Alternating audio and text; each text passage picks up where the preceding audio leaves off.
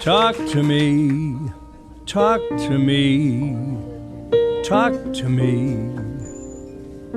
Your magical kiss take me just so far. Talk to me, talk to me, talk to me. Don't leave me like this, dangling from a star.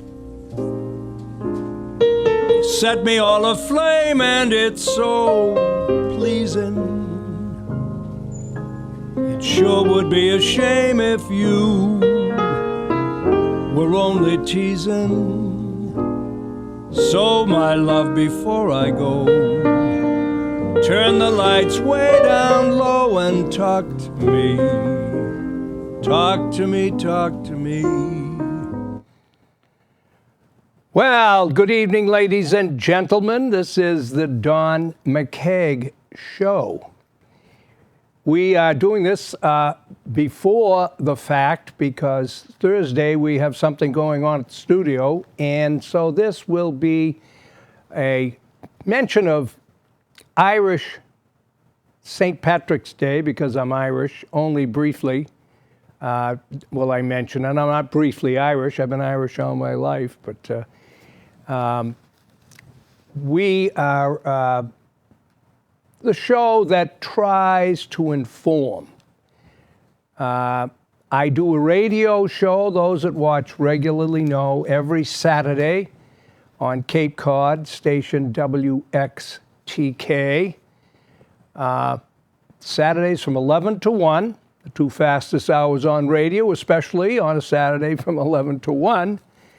But you are welcome to call there. This is a call-in show, and we will post the number on the screen at various times. But this particular show is going to be a potpourri of a group of things, as I try to talk about, but also a constant reminder. Now, those of you that watch me regularly will know I constantly refer to some poets, some poems, and some other sayings, adages that growing up, as I did in the 50s and 60s, it worked, and it was a wonderful time. We had certainly lots of tragedies. Life goes on. But we also had a different kind of concrete belief than we have now. We have, and as I've said this, I say it on the radio, and I will say it here in Plymouth, I am at war with liberalism. And again, this is not a personal thing. This is a philosophical thing. This is what people have to understand and listen to what I have to say, as well as listen to what others say. Now, I refer back to Martin Luther, who left the Catholic Church and in 1526 said the following: cowardice asked the question, is it safe? Expediency asked the question, is it politic? Vanity asked the question, is it popular? But conscience asked the question, is it right? And there comes a time when one must take a position that is neither safe, nor politic, nor popular, but he or she must take that position because their conscience tells them it is right.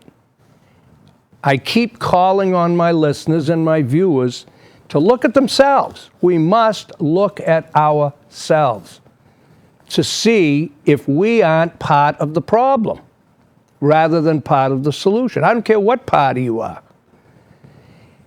Ronald Reagan, St. Patrick's Day, Ronald Reagan once said, when I first saw him running politically, I was at UMass. It was in the 60s. He was the Republican candidate. I mean, he was speaking for the Republican candidate, Barry Goldwater. And in his speech, the thing that I took away from that's over 50 years ago, was it's nice to be liked, but it's far more important to be respected. What we have in today's liberal press is a constant discussion when there's a Republican involved or when there's a conservative involved in any kind of controversy of being liked, not of being right, but of being right. One of the things that they constantly browbeat George Bush II was that all the European leaders, were disliking George Bush. It wasn't about whether they respected him and respected the United States. It was about whether they liked him. It's about feelings, which I keep saying, which drives me crazy. Facts, not feelings. We all have feelings. I don't care who you are. You have feelings, unless there's something wrong with you mentally or emotionally. But this is where we're going today, and I'm going to get into pensions because I've been extremely concerned with what's going on, and I watch this state's one of the worst. And one of the things that we are rapidly becoming aware of is incompetence. But because we have this absolute sheep-like mentality in the Democratic Party, as a former Democrat, almost the whole time, Irish, a JFK Democrat, I am now independent. I don't care for politicians in general. And again, oh, you like him. Oh, she's wonderful. Or he's wonderful. Or he has a nice smile. That's not what you vote for. But now, because that's how they vote, we have incompetent people. People with no real experience in what they're going to deal with. It's insanity. And I keep referring to insanity in our culture now. The thinking is gone. Would any one of you go to a doctor that didn't go to medical school and didn't do his residence or her residence and wasn't recommended for their qualifications and for their skill? Of course not. A dentist, a lawyer. But you let somebody represent you in the White House or in the Senate or anywhere else with zero experience and think it's fine. That's insane. And we are paying a huge price for it. It is now coming to roost. Incompetence and neglect finally catches up to each and every one of us, individually or collectively. Now, we've seen, like just recently, the MBTA. The raises given. We saw the fire department, the police departments in Boston. Not 5% raises, not 10%, 20 and 25%, I believe, in the Boston Fire Department. And the answer is, oh, they deserve it. Teachers make triple what I made when I was teaching school back in the 70s. We have people, I'm setting up this discussion that I want to warn you, but be prepared. We're not going to do anything about it until we go broke. But I'm going to show you where the ice is cracking around this liberal, socialist mentality and government that we have, especially with the Democratic Party in Massachusetts. We don't have the money now. They acknowledge we don't have the money to pay the pensions that they have now granted. And yet they continue to spend. Margaret Thatcher, along with Ronald Reagan, both of them said, the trouble with socialists and what they are liberals. Liberals are socialists, but they won't admit to it. Of course, they're not socialists in their own personal life. Many liberals live the ultimate capitalistic system. And they're always looking for a bargain. They're always looking for a deal. I can't tell you in the restaurant business how many super wealthy people used to come in for the specials. But when it comes to us, the working stiffs, paying taxes based on giving more money to others in foreign countries, even more than our own, They think it's wonderful because they usually have tax write-offs in all of their tax returns. We've also been sold a bill of goods that it's all Republicans that are these wealthy people. What a joke. What a joke.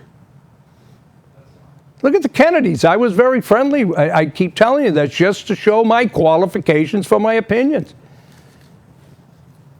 Ted, wonderful. But I mean, they were always shopping around for who was doing work for them. Ted paid his bills. Others had a hard time. People had trouble collecting. And yet they were regarded and are regarded as these helping, wonderful people with other people's money, which is what socialists do. College professors preaching socialism to our kids, making, as Elizabeth Warren does, $200,000 and $300,000 a year, plus the best health care, plus a retirement benefit, based, by the way, on a healthy stock market. But you still think these Democrats that irresponsibly continue to spend are your saviors. Well, this is in the AARP magazine, which, by the way, I'm not a big fan of AARP because they, again, are absolutely biased to the liberal side of the governmental system. But they, just like liberals, when things go bad, they don't take any, they don't ever say they were wrong. They just go to the person or the organization that has done wrong. They promoted Obamacare. They had so many seniors because they believed in AARP. They felt they were researching everything. It must be the thing to do. No one will know the huge impact that AARP in its magazine and its leanings had toward Obamacare being passed. I don't care if you're a Democrat or not. It doesn't work. It's in disgrace because they have incompetence running it. And we see all these things and it doesn't matter. Well, here was, if you watch 60 Minutes yesterday. I watched it after the great golf game. That was a great golf game if you watched it, the Valspar. But anyway, it just, again, they have all the liberal-leaning people on too. 60 Minutes. That's why I don't normally watch them. But they were interviewing different people on now that we're talking about the billions now of dollars paid out to dead people in Social Security and in pensions. They interviewed people. They had one woman on who speaks for why I read that conscience thing about Martin Luther. Martin Luther took on the leadership, the top leadership of the Catholic Church. Again, I repeat, he did not take on the Catholic religion. I don't. I want that clear. This is, when I say what I say about the Catholic situation, being a Catholic, I'm talking only about the individuals running it, just as you're not anti-patriotic when you criticize this president. And by the way, you never call that if you criticize a Republican president. You ever think of that? I'm independent, but I mean, that's the double standard. Well, if you watch 60 Minutes, it is appalling to think of the people who are receiving money from dead parents, and cashing the check. Why? Because just what Martin Luther said then. Their conscience doesn't tell them it's wrong. They know it's not right, but the money is more important. That didn't happen like that when I was growing up. I can tell you that. That's the difference in today. And you hear people on the radio. I've even heard, unfortunately, I've heard Howie Carr, who's a conservative. Oh, take the money. I've heard him a couple of times talk about if you get money, if you find money, keep it. That's not so. Whose money is it? Who really deserves it? Why should people be getting billions of dollars from family members who are dead? We have people down in Florida right now, all you pensioners now, sitting there watching. You're scratching your dollar bill. Your utilities are way up. You got to pay to have somebody shovel you out. I've already spent $550 odd plowing my piece of property. The heat bills are higher because of this dreadful winter. Global warming, by the way, there's another leftist bunch of crap that you've fallen for because it's Democrats, it's liberal Democrats telling you about it. No question about temperature changes all over the world. We don't have anything to do with it. I'm telling you that. We can pollute harbors. We can affect certain immediate situations. But in the big picture, the big guy, God upstairs, the universe, runs its own show, and it has for years. But you'll fall for it because the liberals tell you, oh, it's our fault. All right, calm down, McKeag. Anyway, we have those numbers up there, but you can also, by the way, I'm going to give out my mailing address. Post Office Box 7, South Carver, because I'm going to get to Carver, too, a little bit later. So anyway, again, billions of dollars to the dead. Never mind the fact that it's much more apparent, if not in the Democratic Party, having dead people vote. I remember the Irish laughing about it 40 years ago. Now, is that right? Does your conscience say, oh, who cares? That's dishonest. And when you start being dishonest, how far do you let it go? Politicians let it go very far, and then they affect you and me, every one of us. I have said it before. There is a huge division now between the private sector and the public sector because of the liberal Democratic Party representation, which has done what they've done, irresponsible spending, strictly for votes. Now, let's get it one thing straight. If you go back to FDR, a lot of things that were done in the 30s and 40s and 50s, but mostly the 30s and 40s, had to be done. The private sector was in the position, unfortunately, that the public sector is right now. They were greedy. They refused to pay properly. They allowed child labor. People working 7 days a week. This is why unions needed to be formed. Why the public and those who did it, and the police departments and all, that's why they deserve and they get my, eternal gratitude. We have absolutely benefited from initial union participation and creation. However, I also remind you of the 7 deadly sins. We don't want to talk about them in school. I'd love to know. By the way, ask your kids, any of you that still have kids in school or some in college, just for the heck of it, when they're coming over for dinner. Ask them if ever in their history of their education, did any teacher in any one of those classes ever, now I don't expect it in math and science, but I expect it in government, I expect it in social studies, I expect it certainly in English classes, they ever talk to the kids about the 7 deadly sins and why they're there? Did they ever talk about the 10 Commandments and why they're there? Every one of us is capable of every one of those qualities or failures in a human being. That's why they're there.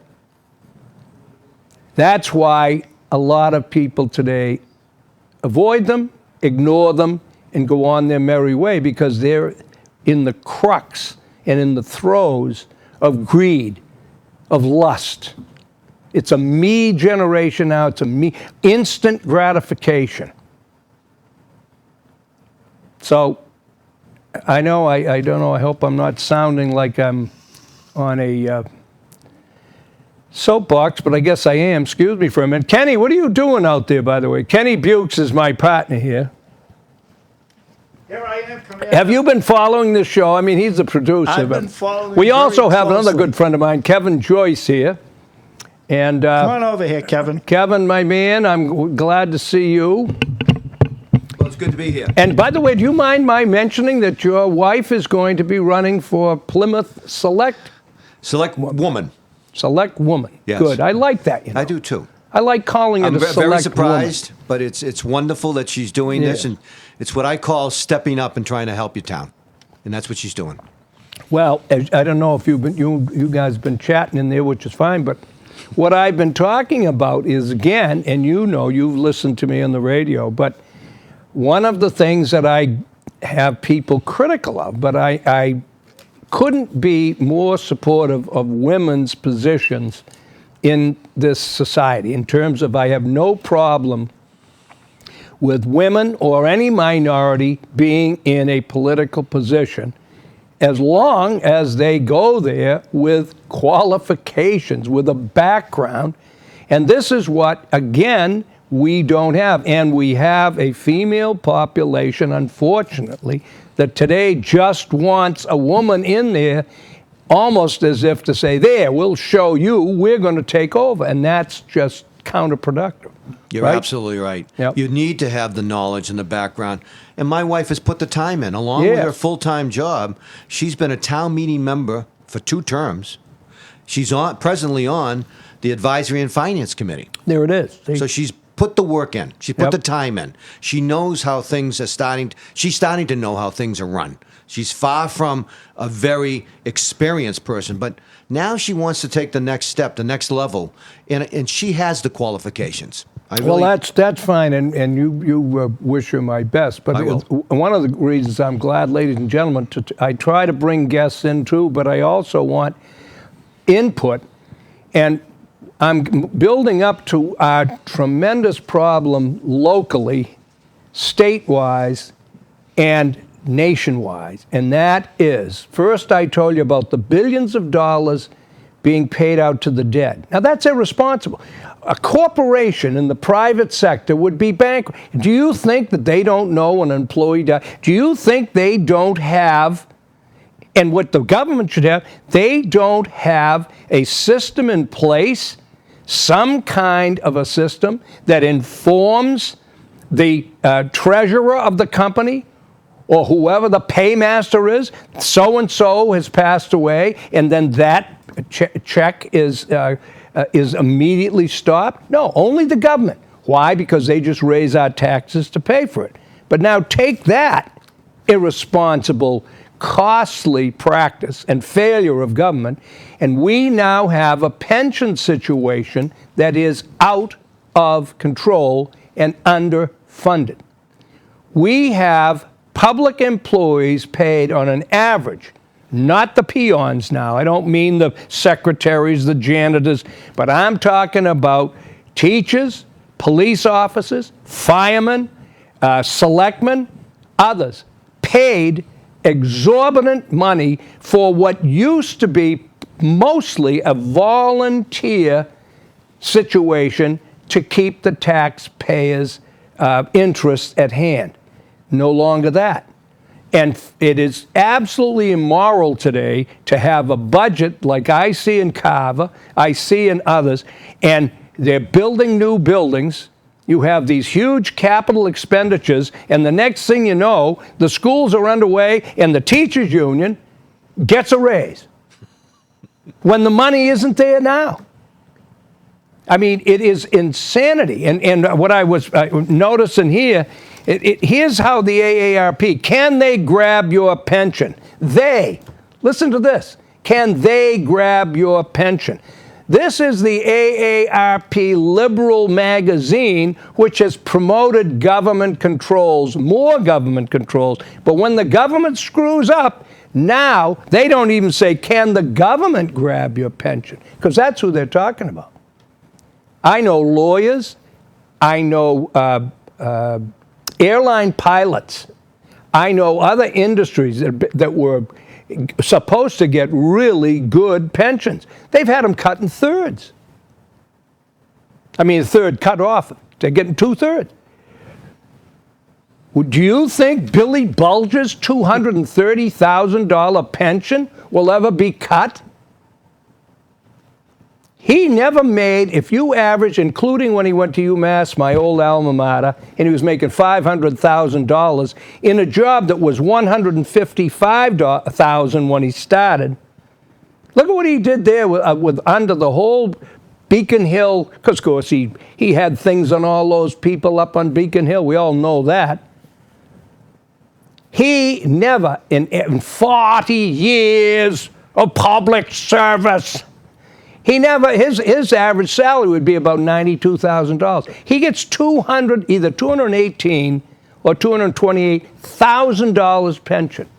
Then he had the nerve, but he got away to try to get unpaid residence money. We have politicians today making over $100,000, and you and I are paying for a vehicle and paying for their gas. I ran for state rep. I know what I'm talking about. One of my whole platforms was to go right after this idea of any politician getting free gas. They already get a health care, and it's a part-time job. And then they get a huge pension, ladies and gentlemen. Do you understand? Call me. They get a daily stipend for food. They get a daily stipend for food. Do you think they care? No wonder that bunch of robbers on Beacon Hill, mostly Democrats, no wonder they wanted that automatic gas tax. Never would affect them. That's a hypocrisy today of politicians. You look at this president, $11 million, $20 million house he's building in Hawaii. You look at these, well, you see the salaries that Warren Buffett talked about. By the way, Kenny, yeah, we got the number up. Nobody wants to call, and we got a different, I don't know. But by the way, Kevin was saying you can get us on iHeartRadio down in Florida. That's right. Just listen to this, lady. And we're broke. We don't have the money to pay the salaries, and we don't have the money to pay the pensions. Now, that's an absolute fact. They are robbing Peter to pay Paul every week and every month in the state of Massachusetts and in other states. How long can it last, folks? This is why you're starting to see these people whose pensions, they're being notified. One poor soul, he had a $1,380 monthly pension that it's now down to, excuse me, $27. And he's 76 years old. Real compassion, right, in the government? Oh, it's only those evil private sector, those restaurant guys. They don't care. They don't want to pay their waitresses. They don't want. The Jimmy Buffett rule. We must support this idea and see what idiots are now running the government. Now, remember, they still call somebody out of the Senate, or Mr. President, or Mr. Senate, or Ms. Senate, or whatever they call. Just digest this. And if you're not outraged if you're a Democrat because you're safe. You're living in Pine Hills, getting a great, Kevin lives in Pine Hills. By the way, my friend Kyle Frymouth that you saw on here is down there in Englewood, like a lot of Plymouth people, those lucky dogs. But anyway, now this is true. This is all fact. I was not aware of the huge amount of money. The retired presidents for life get $180,000 a year, plus health care, by the way. They can go to Walter Reed until they're croaked. The salary of House Senate members, $174,000 for life. Salary of the Speaker of the House, $223,500 for life. Salary of majority minority leaders, $193,400 for life. Now imagine, First of all, the difference between the Speaker of the House and a normal senator, 50 grand. Is that fair? You think that's fair? You liberals, we want it fair. Is that fair? I guess it is. Yeah, it's fair. Average salary of a teacher now $40,000. Now tell me this, as a teacher, that's almost, well, it's 2.5 times what teachers made when I was teaching. My wife was a teacher in Abington. I taught in Rockland. Loved every minute. Loved the kids, coached 2 sports, was an advisor, worked hard, loved it. Left it not for the money, left it because I wanted to go into business. I minored in business. I wanted to go into business. Nothing wrong with teaching. Today, I might not have left. You tell me, what is there about public employees that we now have adjusted their pay not only to be equal to, but in many cases 25 to 30% more than the same job in the private sector, all documented. And yet they can retire in their 50s. In their 50s, which now adds to the burden of our pension requirements. It's all finance. See, the trouble with liberals is they never talk finances. It's all feelings. The money doesn't matter. As I said, Margaret Thatcher, Ronald Reagan, you know, the trouble with socialists, the trouble with liberals is eventually they run out of other people's money. That's what you've got running your towns. Sorry, nice people, they're still liberal spenders. They don't do it personally. Well, some do, and that's why we've got so many with a credit card problem. And by the way, this is an aside. I'm all over the place today, but I don't care. It's St. Patrick's Day tomorrow. Yay! But anyway, what is it about the thinking of people who they can't even pay, other than the fact that they're broke, but they can't even pay the interest on their credit card balance, and they continue to charge. And then the society, again, the liberal, feel-good, greedy society that we live in, on television, you have these companies. Problem with your credit card balance? Problem with your taxes? Call us. We'll take care of it. In some cases, we'll have it entirely wiped out. And you know, a lot of them do. Now, these are all legitimate purchases made by these people. I don't care if they're needy or not. That's another matter. See, that's what welfare used to be for people who, through no fault of their own, had some interruption in their cash flow. Their husband had a heart attack or died or whatever. That's why I've always believed. I was a conservative Democrat that believed in government at one time, that government was there to help people. But government was also there and is there to provide fiscal responsibility for the taxpayer. They don't do it anymore. Don. Yes. Isn't it similar to the situation of people getting mortgages back in 03, 04, 05? In today's world, they're upside down, they're walked away, and the government wants to forgive them. Yes. And the government does. And the government does. Is it similar to the latest issue right now of student loans? Positively. We now want to say to people who have borrowed $20,000, $40,000, $60,000, $80,000 to go to a higher education, and then say, I can't afford to pay it anymore. Yep. So let's forgive me. Well, now you're bringing up, to me, the biggest racket in this financial racket, the most absolutely over-the-top cost to today's American family that is immoral is education, college education. Absolutely immoral. And we have a senator, Elizabeth Warren, that got elected because she's a woman, because the women voted for her. She couldn't run a Girl Scout camp. Sorry, she has 0 credentials, other than She is a teacher, was a teacher. Law. Forget all the other nonsense about her.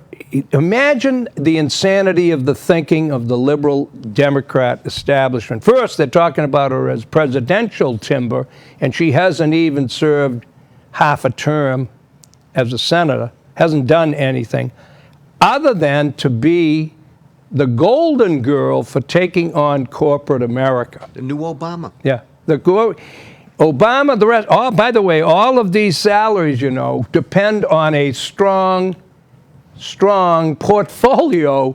I keep telling these people that work for towns, you better hope, instead of letting these teachers badmouth IBM and ExxonMobil and Apple and everyone else that they badmouth like they're evil. Of course, they're going to go looking for jobs from them when they get out of Harvard, who's been badmouthing them.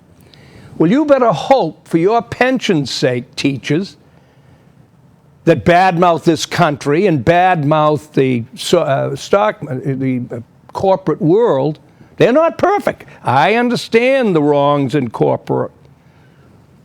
But the real capitalistic system depends on these stocks going up and the earnings in these companies going up, which then goes back to, like that liberal best school in the world, Harvard. $60 billion in endowments, and they have teachers like Elizabeth Warren who are taking on the corporate world, and the liberals and the women think she's wonderful. She's representing you working women, making $360,000, they said, for teaching one course. And you're trying to save money so that your kids can go to college, and she gets away, because the press gets away with saying she is going to go after these bills, tuition bills that our kids are paying. Who the devil do you think is responsible for those bills being so high?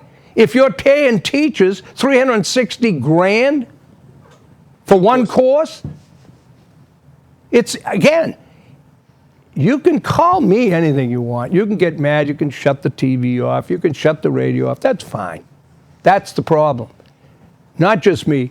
People aren't listening to anyone who's telling the facts about the cancer that's in this country. There's a cancer in here, financial cancer, and it's all fed by liberalism. Here, getting back to Massachusetts, this is something cool. This is in the ARP.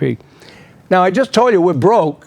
California has been broke time and time again. We've bailed them out.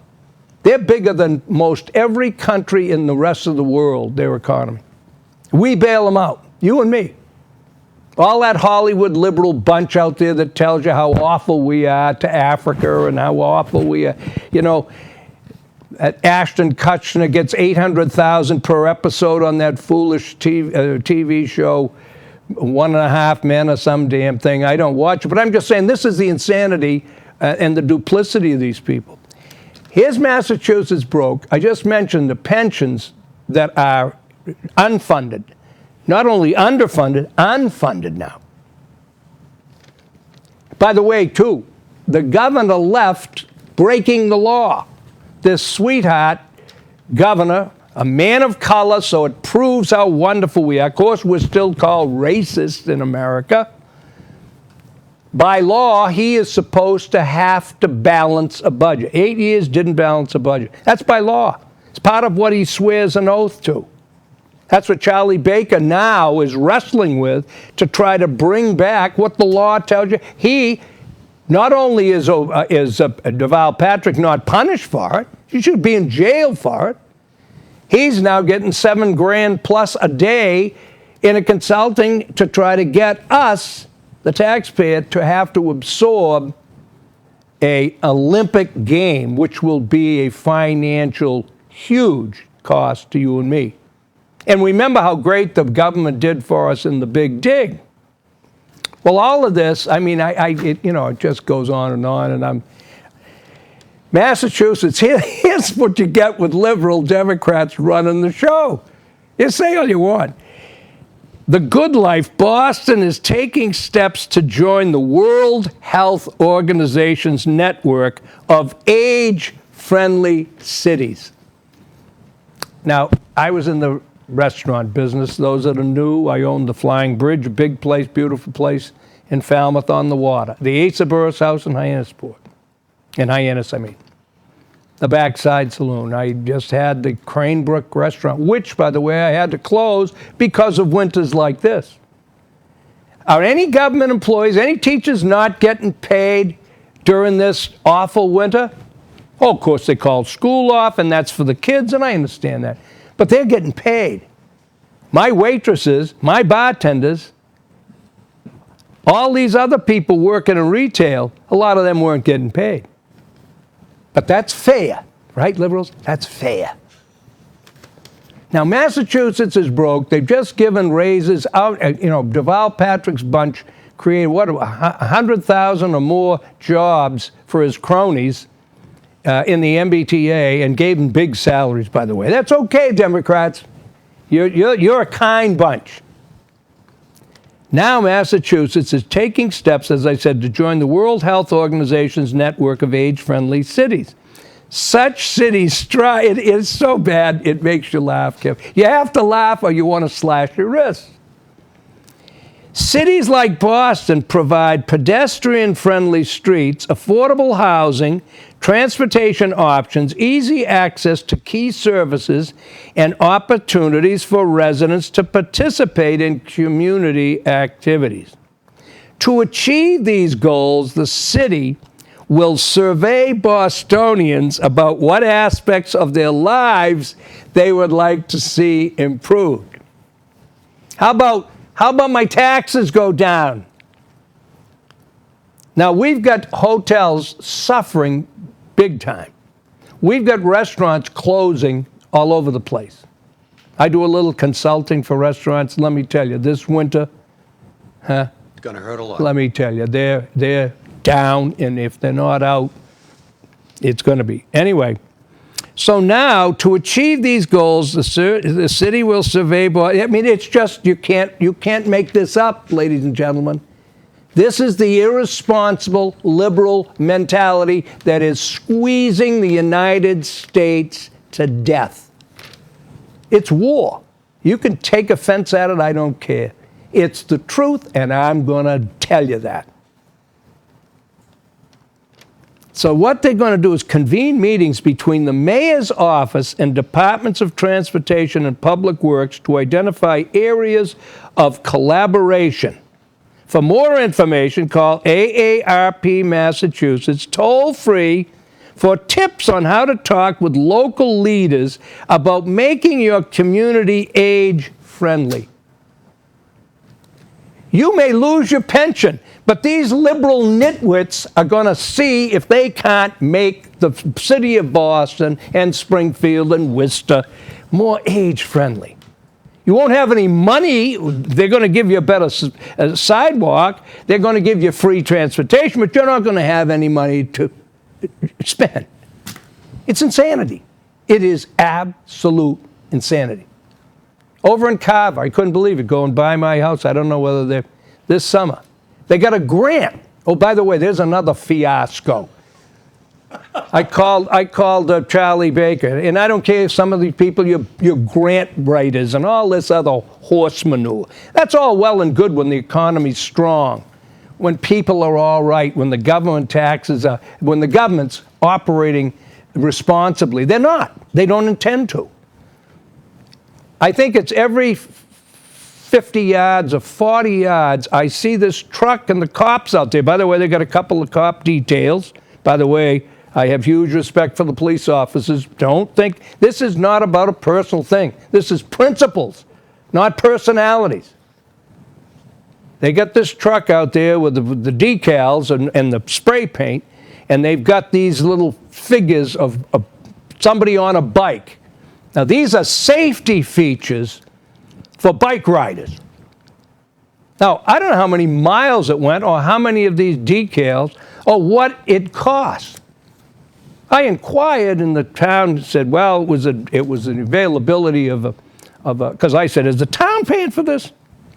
No, this was a grant. That makes it all right, you see? That makes it all right. I tell you, folks, how long can we do this? That's all I ask. How long do you think? I'm in my 70s. If you don't think I'm thinking about my kids and my grandkids and your kids and your you don't know McKeag. But are you thinking about it? What's your conscience telling you? Martin Luther asked over 500 years ago. Your conscience, is it your vanity?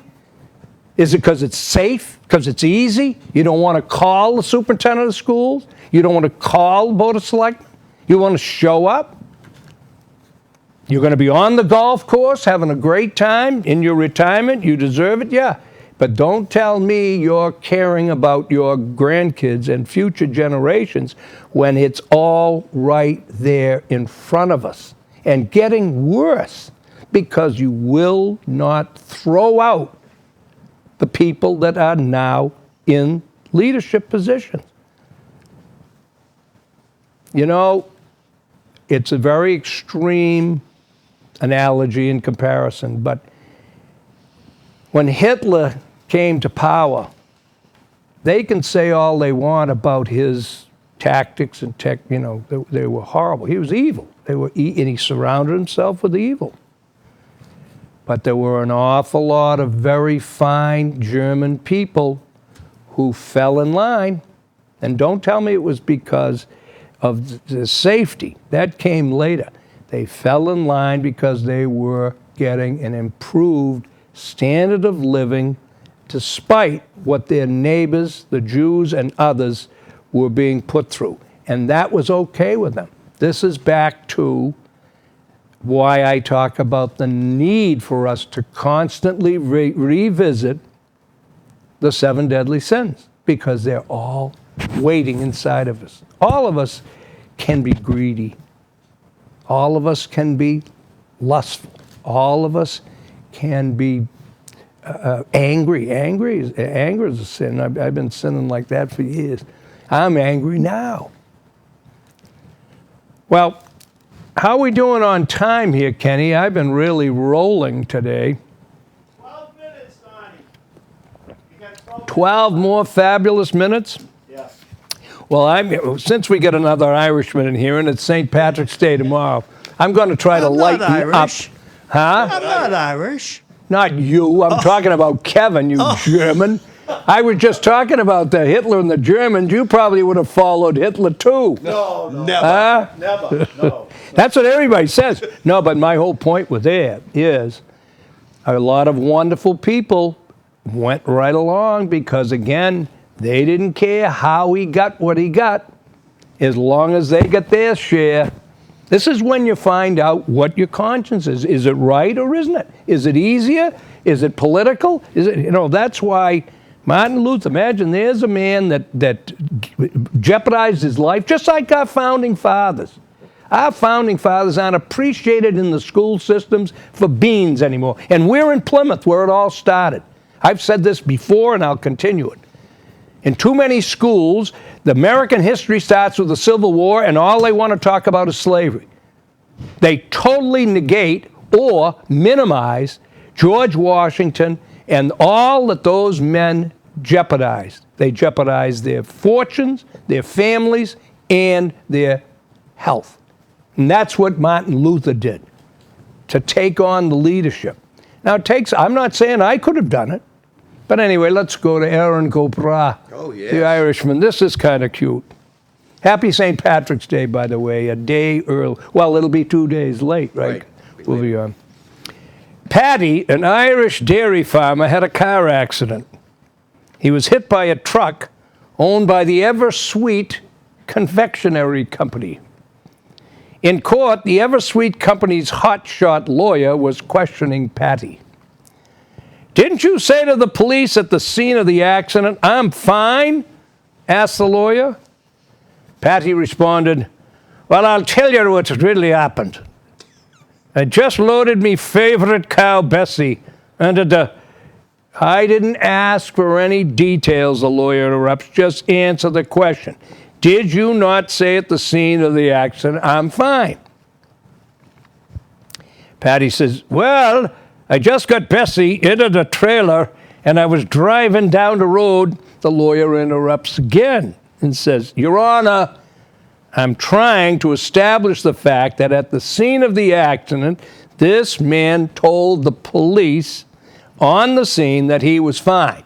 Now, several weeks after the accident, he is trying to sue my client. I believe he is a fraud. Please tell him to simply answer the question. By this time, the judge was fairly interested in Patty's answer and said to the lawyer, I'd like to hear what he has to say about his favorite cow, Bessie. Patty thanked the judge and proceeded. Well, as I was saying, I had just loaded Bessie, my favorite cow, into the trailer and was driving her down the road when this huge, ever-sweet truck and trailer came thundering through the stop sign and hit me trailer right on the side. I was thrown into one ditch and Bessie was thrown into the other. By Jesus, I was hurt, very bad like, and didn't want to move. However, I could hear old Bessie moaning and groaning. I knew she was in terrible pain just by her groans. Shortly after the accident, a policeman on a motorcycle turned up. He could hear Bessie moaning and groaning too, so he went over to her. He looked at her, considered her condition was terminal, then took out his gun and shot her between the eyes. Then the policeman come across the road, gun still in his hand, looks at me and says, and how are you feeling? Now what would you say? I'm fine. Erin Go Bragh. Oh, I love it. Thank God for the Irish, right, Kevin? That's right. Now, what would you say, for heaven's sake?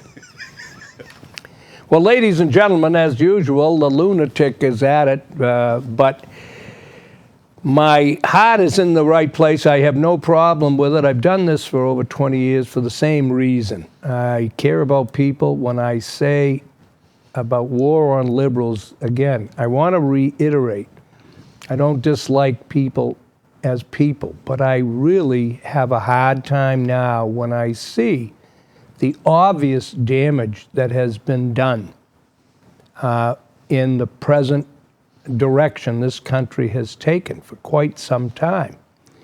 And I am begging voters not only to participate more, but minority voters, female voters, others that seem to be wedded to the Democratic Party with the idea that they are the kinder, more generous, more beneficial party.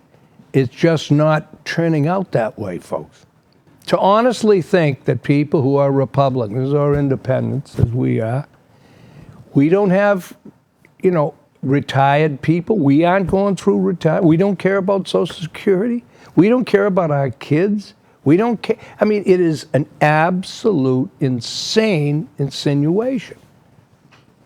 What we have is a choice between people who recognize that when you take a political office, local, state, or federal, one of the key responsibilities that has been allowed to disappear, literally disappear, is fiscal responsibility. You, I don't care if you're a selectman, select woman, like Kevin's wife is going to run for, or a state senator, I don't care who you are. You take that office with the implied responsibility of representing the taxpayers' dollars, not just the taxpayer. These are people working hard every single day, going through ups and downs, trying to educate their kids. The school committee doesn't pay for the school building. The selectmen don't pay for the salaries of the other workers. The taxpayer does.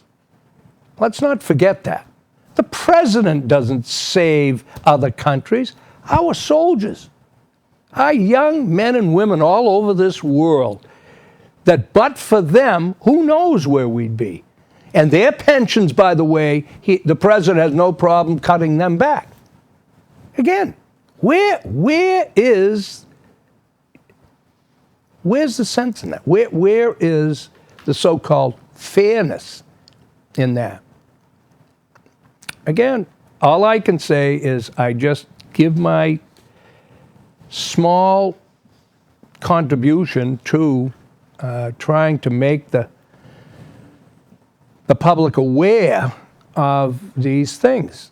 And I say, you get so angry. No, it's not anger, folks. It's frustration, which then leads to anger. Donnie. Yes. Would you be in favor? The latest thing now is, as you mentioned, your children, your grandchildren, they're coming up.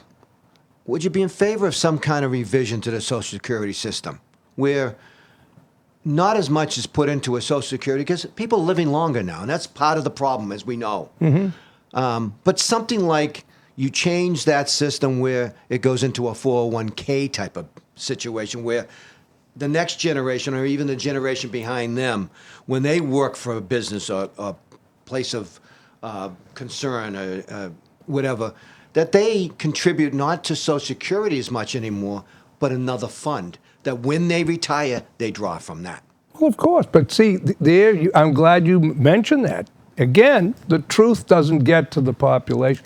Remember how this liberal media vilified George Bush when he suggested just that. Right. Take part of your earnings and allow the public. Now, John Kerry, all of the Kennedy, all of these other, their income comes from stocks.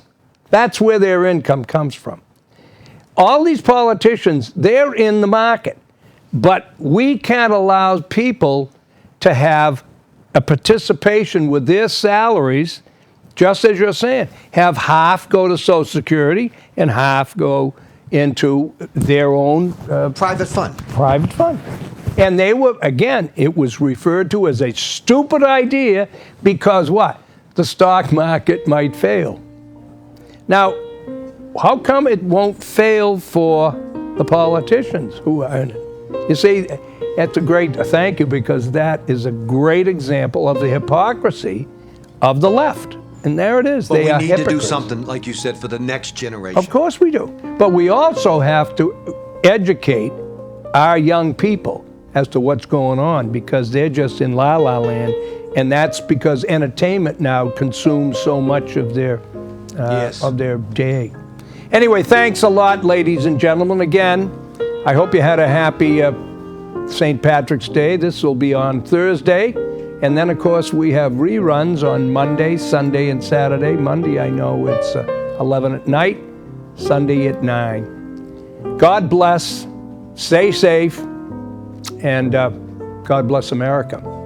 See you next Thursday, God willing.